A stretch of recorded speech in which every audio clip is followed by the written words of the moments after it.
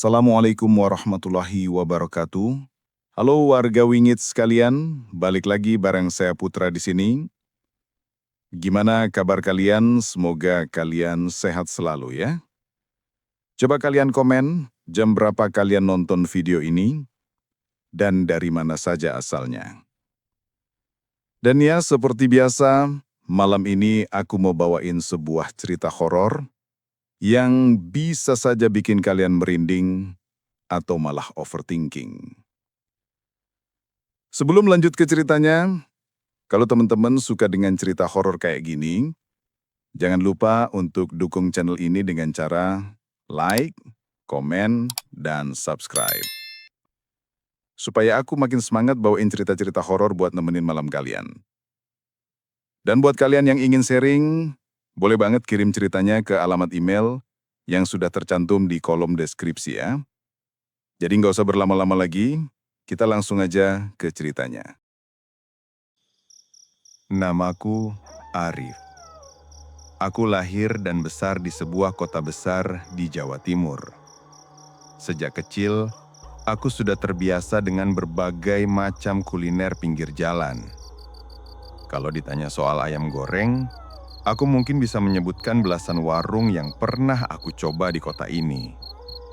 Tapi ada satu warung yang sampai sekarang selalu teringat jelas di kepalaku. Warung ayam goreng kecil di pinggir jalan raya dekat kawasan industri.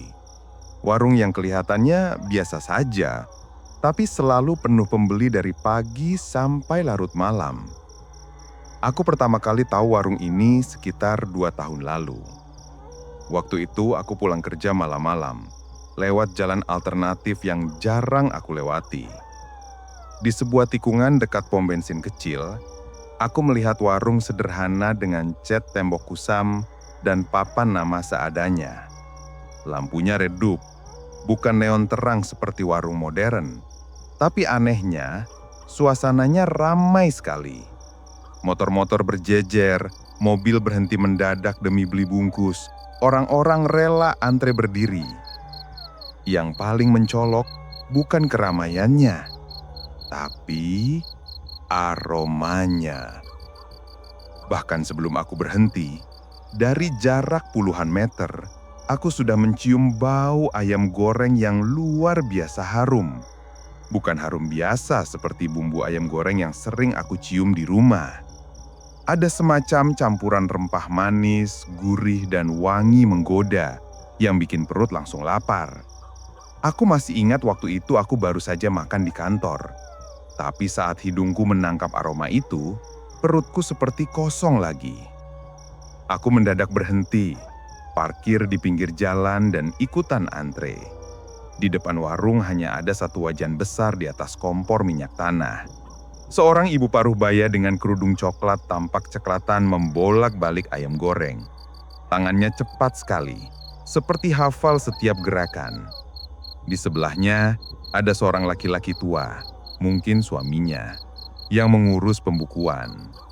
Warungnya kecil, cuma ada 4 meja panjang, tapi pelanggan datang dan pergi tanpa henti. Aku memesan 1 porsi ayam goreng nasi. Begitu makanan datang, tampilannya biasa saja. Ayam goreng berwarna coklat keemasan, sambal terasi, lalapan timun, dan nasi putih panas. Tapi saat aku mendekatkan ke mulut, aromanya itu lagi. Benar-benar seperti menghipnotis. Aku makan lahap. Rasanya anehnya biasa. Ayamnya tidak empuk banget, sambalnya tidak pedas-pedas amat. Kalau objektif, aku pernah makan ayam goreng yang lebih enak di tempat lain. Tapi entah kenapa, setiap suapan terasa nikmat luar biasa karena aromanya. Setelah habis, aku malah kepikiran untuk pesan lagi, padahal aku sudah kenyang. Sejak malam itu, aku jadi sering lewat sana. Kadang sengaja memutar arah sepulang kerja hanya untuk beli ayam goreng di warung itu. Semakin sering aku batang, semakin aku merasa ada yang aneh. Aku perhatikan, setiap kali aku lewat, aromanya seolah menyapa, bahkan dari balik helm pun bisa tembus.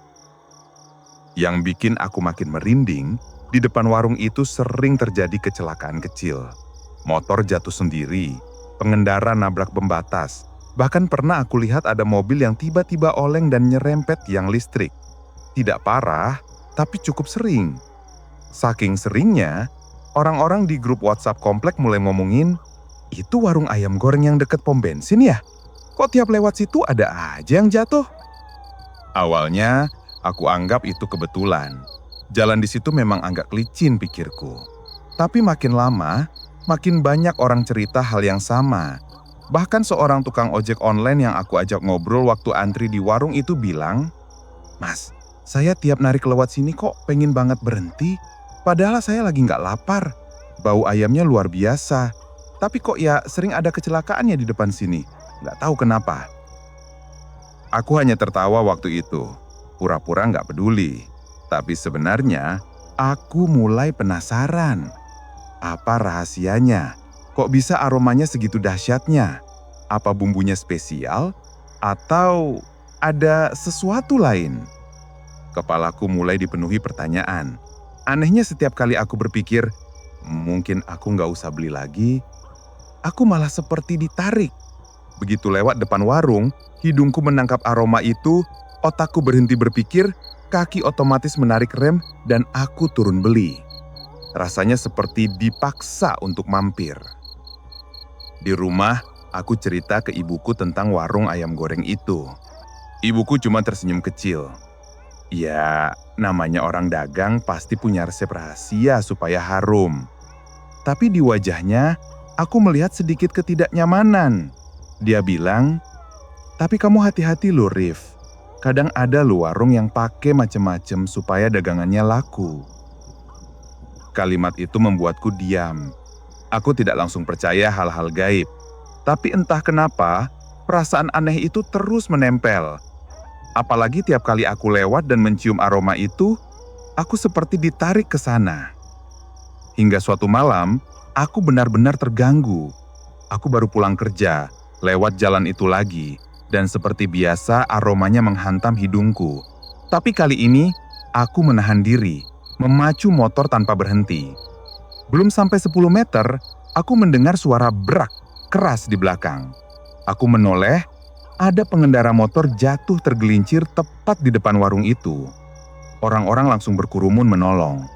Jantungku berdegup kencang.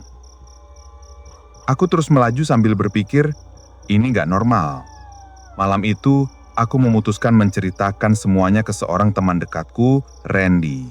Dia kebetulan punya kemampuan yang sering disebut orang indigo, bisa merasakan hal-hal yang tidak kasat mata. Aku kirim pesan ke dia lewat WA. "Ren, besok aku mau ngajak kamu ke satu tempat. Ada warung ayam goreng, aromanya aneh banget. Banyak kecelakaan di depannya. Aku curiga sesuatu." Dia hanya membalas singkat, "Besok malam, aku ikut." Sejak aku kirim pesan itu, perasaanku campur aduk antara takut, penasaran, dan entah kenapa, lapar lagi hanya membayangkan aromanya. Dan disitulah awal semuanya berubah. Sejak malam aku mengirim pesan ke Randy, kepalaku tidak bisa tenang. Bayangan tentang warung ayam goreng itu terus muncul di benakku. Aromanya seperti masih tercium samar-samar meski aku sudah di rumah. Rasanya aneh, seperti otakku diikat oleh kenangan bau ayam goreng itu. Aku berkali-kali mengendus udara di kamar, memastikan apakah benar aku mencium bau itu atau cuma sugesti. Yang ada malah perasaanku semakin tidak nyaman. Besoknya aku sengaja menghindari jalan itu. Aku berangkat kerja lewat jalur berbeda, lebih jauh. Tapi sepanjang perjalanan aku jadi gelisah, seolah ada yang mengawasi. Entah kenapa, bayangan wajan besar dengan ayam goreng mendidih di minyak panas itu muncul terus di kepalaku. Bahkan waktu makan siang di kantor, meski lauknya berbeda, aku seperti merasa aroma ayam goreng itu menyusup ke hidungku. Sore harinya, aku duduk di warung kopi dekat kantor sambil menunggu Randy. Dia kebetulan lagi di sekitar kota, dan bilang siap diajak malam itu. Aku menceritakan semuanya ke dia lebih detail. Tentang aroma yang memaksa, tentang kecelakaan berulang di depan warung, tentang perasaan aku yang seperti dipanggil-panggil setiap kali lewat. Randy hanya diam. Tangannya memainkan gelas kopi. Wajahnya datar, tapi matanya sesekali memandang ke arahku tajam. "Kamu yakin mau ajak aku ke sana?" tanyanya pelan. Aku mengangguk. "Aku pengen tahu aja, Ren. Apa ini cuma sugesti atau memang ada sesuatu?" Dia mengelah napas panjang. "Aku udah pernah ngerasain energi tempat-tempat kayak gitu. Kadang cuma sugesti, kadang memang ada yang menjaga. Kamu harus siap kalau ternyata memang ada sesuatu yang nggak enak." Aku menelan ludah. "Nggak enak itu maksudnya?" Randy menatapku sebentar lalu mengeleng. "Nanti aja aku cerita. Kita lihat besok malam pas kita datang ke sana." Sepulang dari warung kopi itu, aku semakin kepikiran. Kata-kata Randy terus berputar di kepalaku. Aku jadi ingat cerita ibuku beberapa waktu lalu tentang tetangga jauh yang konon usahanya laris karena pakai sesuatu. Ibuku nggak pernah detail, tapi aku tahu maksudnya. Di kampung, hal-hal begitu sering jadi bisik-bisik. Tapi aku tidak pernah menyangka akan melihatnya sendiri di kota besar ini. Malam itu aku tidak lewat jalan biasa. Aku sengaja memutar lagi, tapi tanpa sadar, motorku malah mengarah ke jalan yang sama. Aku terkejut sendiri. "Loh, kok aku belok sini?" gumamku. Tapi sebelum sempat berhenti, aroma itu sudah menyerbu hidungku. Wangi ayam goreng itu lagi, jelas sekali, seperti ada yang meniupkannya ke wajahku. Aku cepat-cepat menambah gas, tapi tubuhku seperti menolak berhenti. Ada rasa ingin berhenti. Di ujung jalan, aku melihat warung itu lagi. Lampunya redup, tapi penuh orang. Dari jauh aku melihat kepulan asap minyak yang digoreng. Dan untuk sesaat, aku merasa seperti melihat bayangan hitam di dekat dapur. Aku mengucek mataku, tapi bayangan itu hilang. Aku memacu motor lebih cepat. Tapi di belakangku, aku mendengar suara bruk lagi. Ada yang jatuh. Aku hanya berani melirik dari spion. Seorang pengendara terjatuh tepat di depan warung itu. Orang-orang berlarian menolong. Jantungku berdegup kencang. Kali ini aku benar-benar merasa takut. Di rumah aku tidak bisa tidur. Aku bolak-balik di kasur. Aroma ayam goreng itu seolah mengambang di kamar. Aku membuka jendela, menyalakan kipas angin, tapi tetap saja seperti ada bau minyak panas bercampur rempah. Aku bahkan menyemprot parfum berharap baunya hilang. Tapi tetap terasa samar. Aku mengambil ponsel, membuka chat dengan Randy. "Ren, aku lewat situ lagi barusan. Ada yang jatuh lagi." Aku mulai takut. Randy hanya membalas, "Tenang, besok malam kita ke sana bareng-bareng. Jangan sendirian." Aku meletakkan ponsel, mencoba tidur, tapi mataku terus menatap langit-langit kamar. Aku mulai berpikir, apakah benar aku cuma lapar, atau ini tanda-tanda sesuatu yang lebih gelap? Besok pagi aku berangkat kerja lebih pagi. Aku sengaja melewati jalan berbeda yang lebih jauh tapi aman.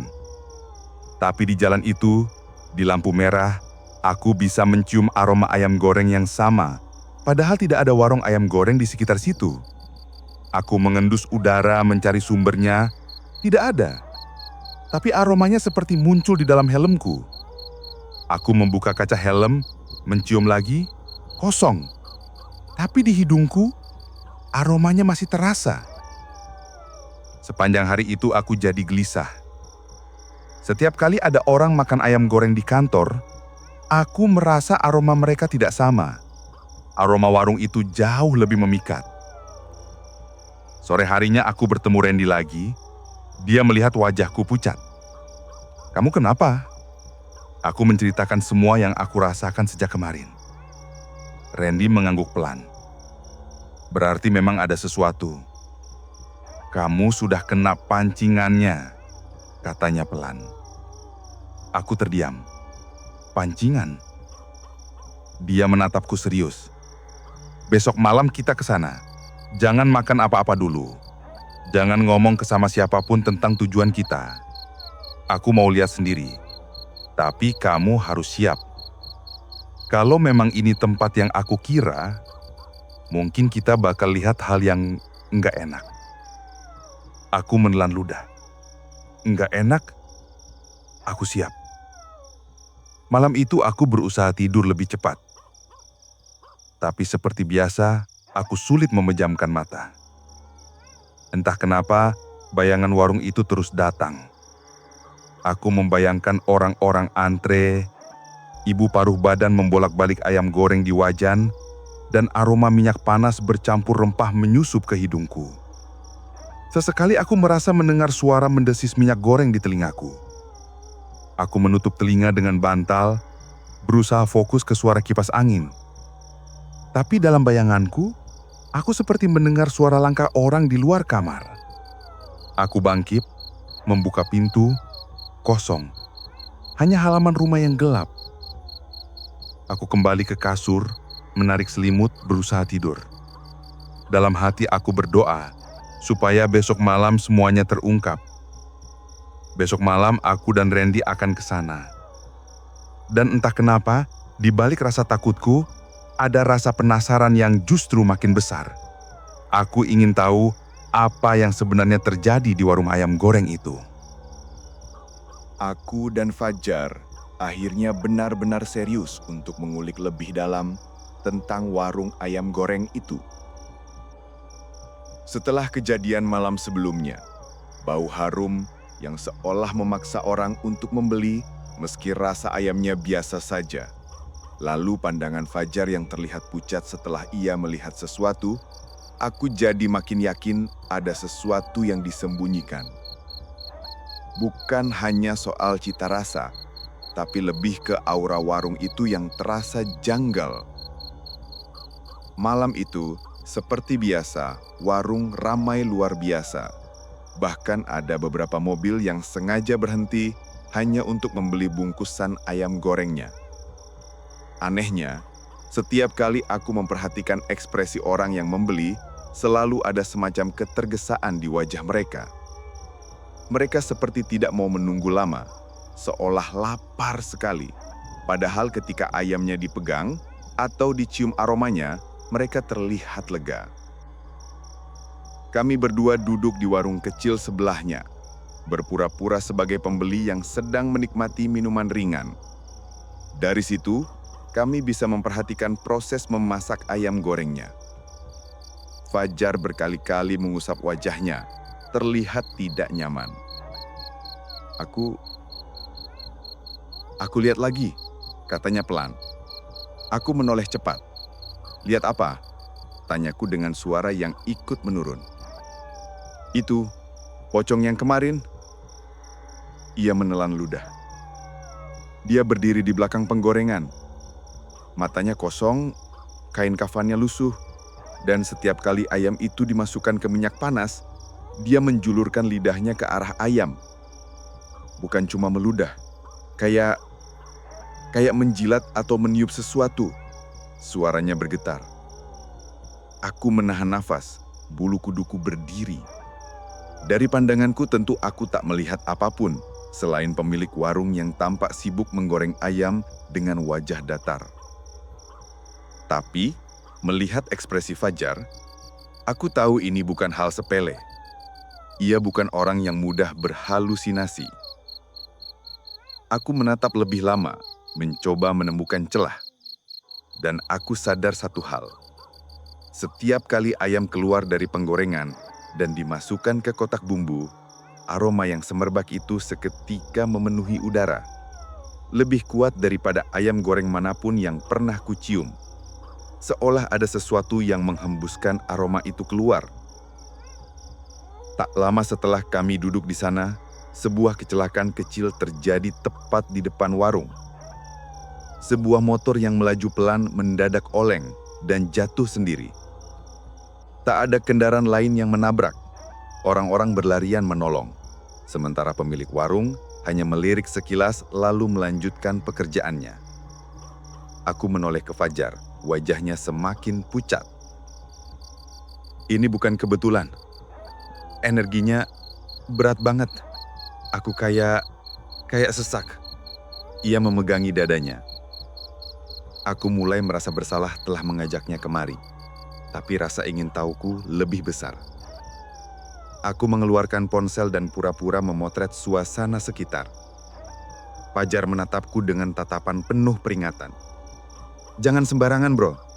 Kau nggak tahu apa yang kau foto. Tapi aku sudah terlanjur memencet tombol kamera. Anehnya, setiap kali aku mengarahkan kamera ke penggorengan, layar ponselku langsung blur, seperti terkena kabut. Ketika aku coba foto orang-orang di sekitar, hasilnya normal. Tapi begitu mengarah ke warung itu, terutama bagian penggorengan, hasilnya penuh noise, seperti ada asap tak terlihat. Beberapa menit kemudian, Fajar mulai berkeringat dingin. Aku nggak tahan. Pocong itu sekarang mengarah ke sini. Dia tahu kita memperhatikan. Suaranya makin gemetar.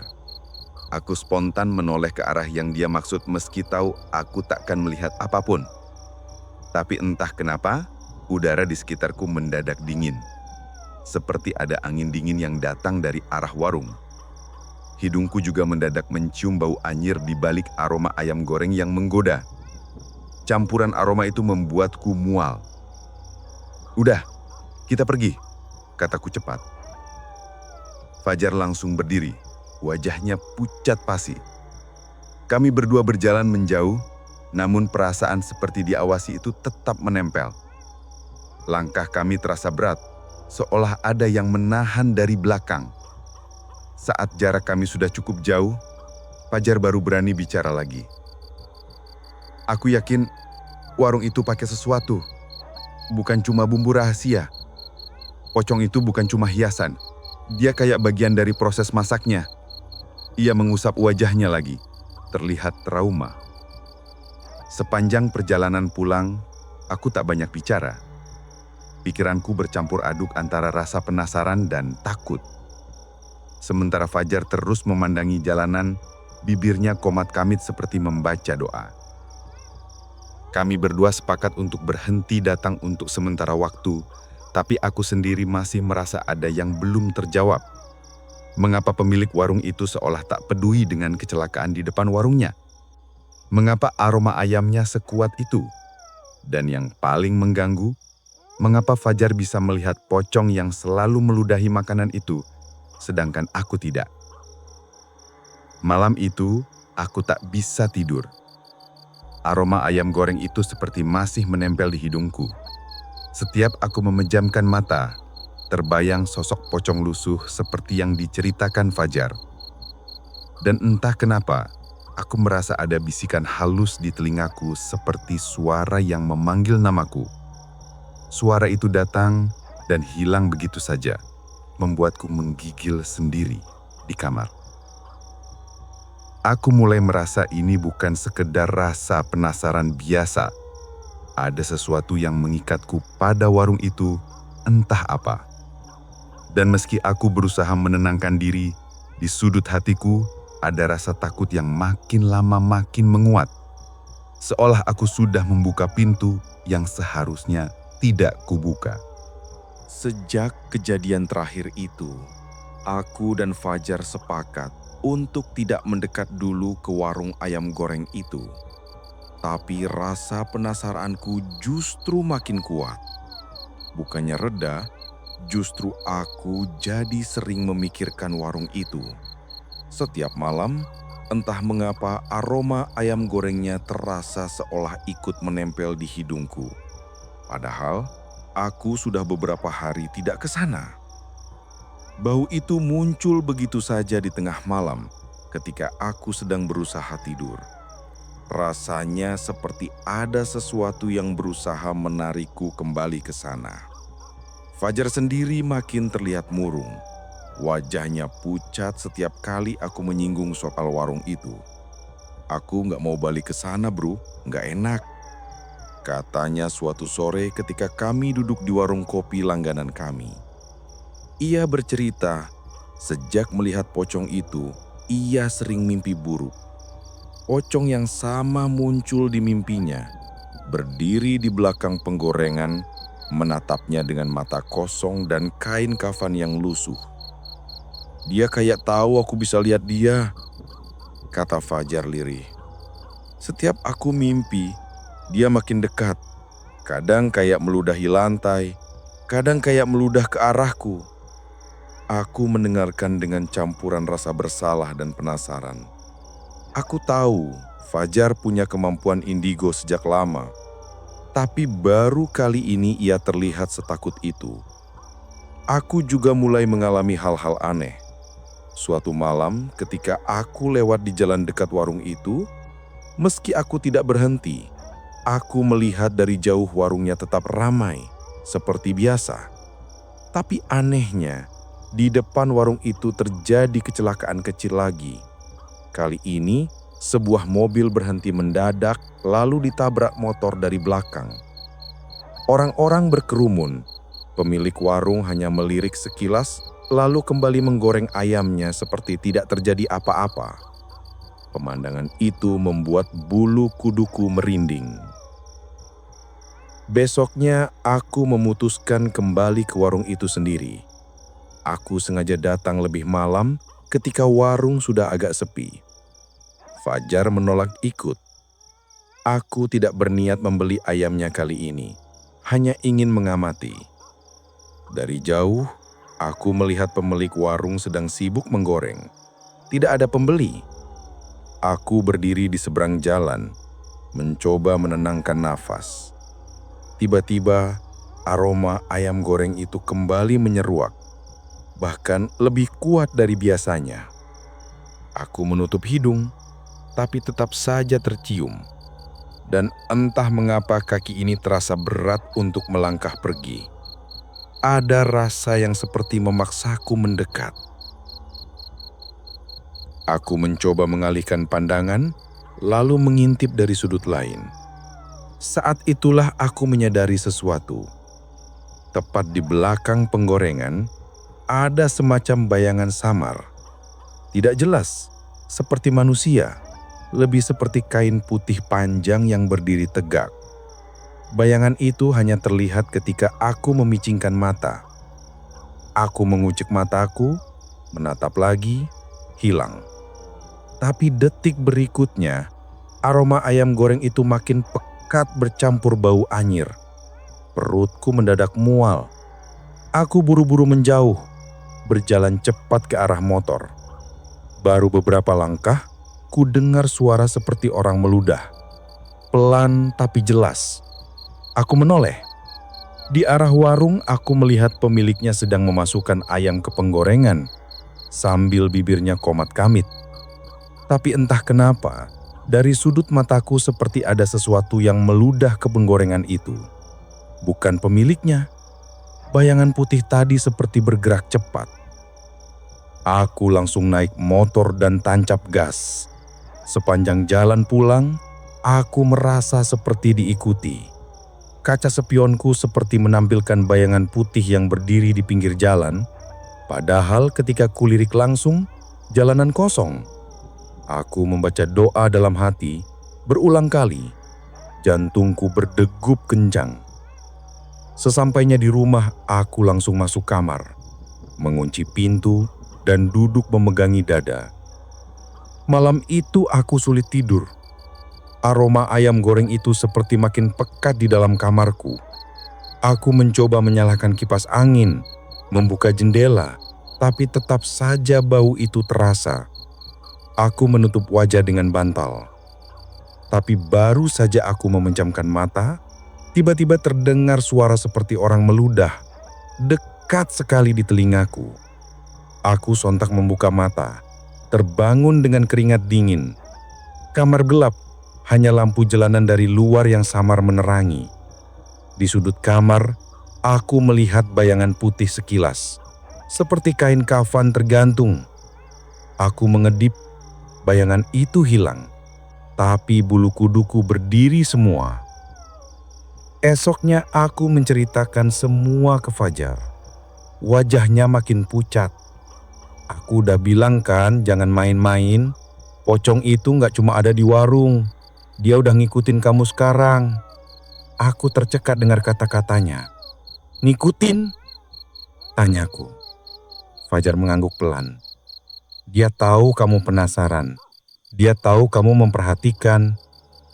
Sejak saat itu, setiap aku melewati jalan dekat warung itu, aku merasakan hawa dingin. Sekali waktu, aku memaksa diri berhenti dan memperhatikan lagi. Aku melihat pembeli yang baru turun dari mobil. Wajahnya seperti lunglung. Begitu mencium aroma ayam goreng itu, ekspresinya berubah seperti orang yang sangat lapar. Mereka membeli dengan terburu-buru, lalu pergi. Dan tepat setelah mobil itu meninggalkan warung, hampir saja kecelakaan terjadi lagi. Mobil itu seperti mendadak kehilangan kendali, lalu akhirnya berhenti mendadak. Aku akhirnya sadar, ini bukan kebetulan. Warung ayam goreng itu bukan warung biasa. Aroma ayamnya bukan sekedar bumbu rahasia. Ada sesuatu yang dikorbankan di balik itu semua. Dan sekarang aku mulai merasakan dampaknya. Malam itu aku memutuskan satu hal. Aku tidak akan pernah makan di situ lagi. Bahkan untuk lewat saja aku mulai ragu. Tapi aku juga tahu, cerita ini belum selesai. Karena sejak pertama kali aku datang ke sana bersama Fajar, aroma itu seolah menempel di tubuhku. Dan semakin aku mencoba melupakannya, semakin kuat aroma itu datang di tengah malam. Sejak malam itu, setelah aku melihat sendiri bayangan putih samar di belakang penggorengan dan mendengar suara seperti orang meludah di dekat telingaku, hidupku tidak tenang. Aku sudah berusaha menghindari jalan di mana warung ayam goreng itu berada. Tapi entah kenapa, setiap kali aku pulang kerja lewat jalur lain pun, aroma ayam goreng itu seperti tetap tercium samar-samar. Seperti ada sesuatu yang menempel di tubuhku, mengikuti kemanapun aku pergi. Fajar juga tidak lebih baik. Ia beberapa kali mengirim pesan tengah malam mengatakan kalau ia bermimpi buruk. Dalam mimpinya, pocong itu berdiri di dapur rumahnya sambil menatap tajam. Kadang pocong itu berdiri di sudut kamar, kadang seperti duduk di atas lemari. Dia ngikutin kita, bro. Begitu pesannya. Aku hanya bisa membalas, doa terus Faj, jangan dipikirin. Tapi sebenarnya, aku sendiri sudah tidak bisa tidur nyenyak. Bayangan pocong lusuh itu, walau aku tidak pernah melihatnya sejelas Fajar, selalu muncul di kepalaku. Sampai akhirnya aku memutuskan untuk mendatangi Fajar lagi. Kami bertemu di sebuah warung kopi yang jauh dari lokasi warung ayam itu. Aku ceritakan semua yang kualami selama ini. Wajah Fajar terlihat makin lelah. Aku pernah dengar cerita kayak gini. Di daerah-daerah tertentu, ada orang yang pakai pesugihan pemikat pembeli. Caranya dengan memanggil makhluk gaib, kadang pocong, kadang kuntilanak, untuk menghembuskan aroma pada makanan mereka. Makanya aromanya bikin orang gak bisa nolak, padahal rasanya biasa aja. Tapi konsekuensinya, energi di sekitar warung jadi berat. Kecelakaan, sakit-sakit, orang jadi gampang sial setelah beli di sana. Dan kalau kita terlalu sering memperhatikan, kita bisa ikut dicatat sama makhluk itu. Aku mendengarkan dengan bulu kuduk merinding. Jadi, kita udah dicatat ya? Tanyaku lirih. Fajar mengangguk pelan. Makanya, dia ngikutin kamu sekarang. Malam itu aku benar-benar gelisah. Aku mencoba sholat malam, membaca doa, menyalakan bacaan ayat-ayat suci dari ponselku, berharap setidaknya kamar ini terasa lebih tenang. Tapi tepat jam 2 dini hari, aku terbangun. Bukan karena mimpi buruk, tapi karena suara. Suara itu seperti orang sedang menggoreng sesuatu. Ces! Pelan tapi jelas. Padahal aku tidak punya penggorengan di kamarku. Bau ayam goreng itu muncul lagi, lebih pekat dari sebelumnya. Aku duduk tegak di tempat tidur, tubuhku bergemetar. Aku mencoba menoleh ke arah sumber suara.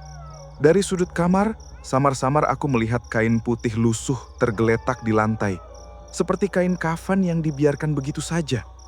Aku mengedip, lalu kain itu seperti bergerak sendiri, tegak perlahan.